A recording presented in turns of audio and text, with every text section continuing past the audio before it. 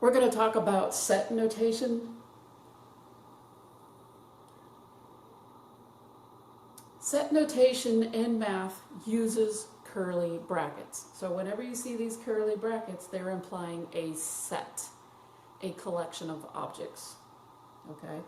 So we always use curly brackets when denoting a set. There are two main uses for set notation. The first use is when we're dealing with a list of numbers or points. Now more can be used besides points and numbers. You could put in some weird stuff, you know, like happy face, star, asterisk, exclamation point, stuff like that. But normally it is used on a list of numbers, or in this case, points.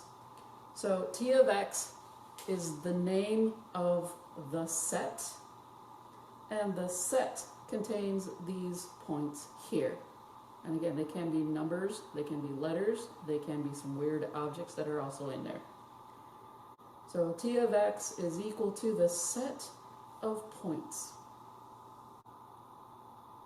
The second use for set notation usually involves inequalities. So we have a set here going on, and you have this inequality right here. So this X just represents a variable being used, and this is the inequality we're dealing with.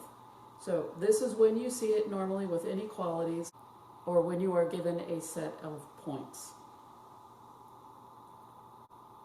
Another use we may see for curly brackets is when certain authors use curly brackets for answers in a problem. So if you look in the back of the book and the author uses this, the curly brackets, for your answers, what they're saying basically is your answers go in here. Do your answers really need to have set notation? The answer is no. You can have your answer without them. I do believe your author in this case does use curly brackets for its answer. Do not mistake that you could use parentheses. You cannot use parentheses for your answers, because parentheses, as we know, usually gets confused with points. Curly brackets can be used for a set of answers. That is what your book is doing.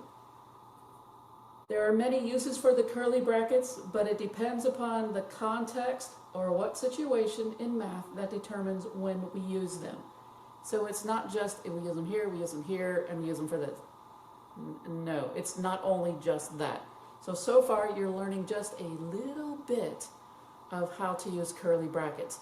We will go in depth later on, and in the next level mathematics, when to use curly brackets, just outside of the answers for your book, or for inequalities, or for a list of points, the set, like we did above, the T of X.